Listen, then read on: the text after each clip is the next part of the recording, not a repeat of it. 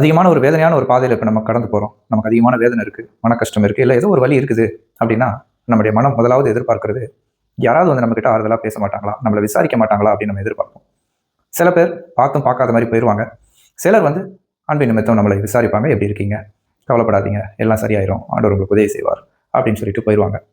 இன்னும் அடுத்த கட்டமாக அதுக்கப்புறமா நம்முடைய இருதயம் யாராவது நமக்காக ஏதாவது ஒரு படி எடுக்க மாட்டாங்களா இந்த வேதனை மாறுறதுக்கு அப்படின்னு நம்முடைய இருதயம் அடுத்த கட்டமாக எதிர்பார்க்கும். ஓகே, இப்போ அடுத்தும் இன்னொருத்தர் வருகிறார், நமக்காக நம்ம கூட இருந்து நம்மளை விசாரிச்சு அழுது நமக்காக ஜெபம் பண்ணிட்டு போறார் அப்படின்னா இன்னும் கொஞ்சம் ஒரு பெட்டரான ஒரு ஃபீல் இருக்கும். முதல்லையும் சரி, இப்போ ரெண்டாவது நடக்கிற இந்த காரியத்திலையும் நம்முடைய வலி மாறி இருக்குமா அப்படின்னா கண்டிப்பாக கிடையாது. அந்த வலி தொடரக்கூடியதாக இருக்கும்.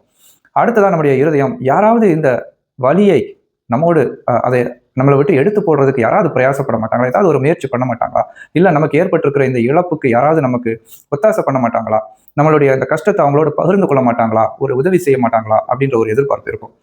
அப்படி நம்ம ஆட்களை தேடுவோமானால் இந்த உலகத்தில் கிடைப்பாங்களா அப்படின்னா மிகப்பெரிய கேள்விக்குறி. நம்மளுடைய க்ளோஸ் ரிலேஷன்ல கூட, சொந்த பந்தங்கள்ல கூட அது கிடைக்கிறது மிக மிக கஷ்டம். ஏன்னா இன்னைக்கு மனிதர்களுடைய நிலைமை அவ்வளோதான் முடியும். மனிதனுடைய அன்பு ஒரு வரையறைக்குட்பட்டது தான். ஆனால் இதை ஒரு புரிதலுக்காக தான் நான் உங்களுக்கு சொல்கிறேன்.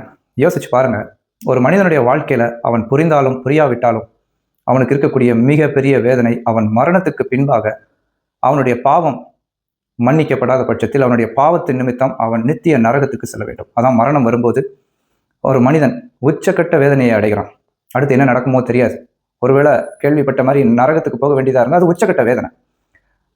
இப்படிப்பட்ட மரண பயத்தில் இருக்கக்கூடிய வேதனையில் இருக்கக்கூடிய மனுக்குலத்திற்கு ஆண்டவராகிய இயேசு கிறிஸ்து இந்த பூலோகத்துல நம்மை போலவே ஒரு மனிதனாய் வந்து நம்மை விசாரித்ததோடு நிறுத்தாமல், நமக்காக பிரயாசப்பட்டதோடு நிறுத்தாமல், நமக்கு வர வேண்டிய அந்த ஆக்கினையை அவர் தன்மேல் ஏற்றுக்கொண்டார்.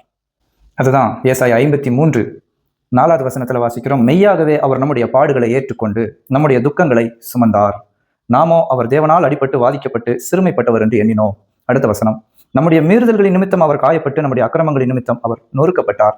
நமக்கு சமாதானத்தை உண்டு பண்ணும் ஆக்கினை அவர் மேல் வந்தது, அவருடைய தழும்புகளால் குணமாகிறோம். பார்த்தீங்களா, இப்பேற்பட்ட தேவனை நாம் கொண்டு இருக்கிறோம். இப்படிப்பட்ட எந்த மனிதனும் செய்ய முடியாதுங்க. இதை யாராலையும் செய்ய முடியாது, யாரும் முன்வர மாட்டாங்க. அப்படி வந்தாலும் அவர்கள் நம்முடைய பாவத்தை நிவர்த்தி செய்கிறதுக்கு அவர்களுடைய ரத்தம் தகுதி உள்ளது அல்ல, அது கரைப்பட்டது. அவரே அதனால வந்து நமக்கு மீட்பை ஏற்படுத்தினார்.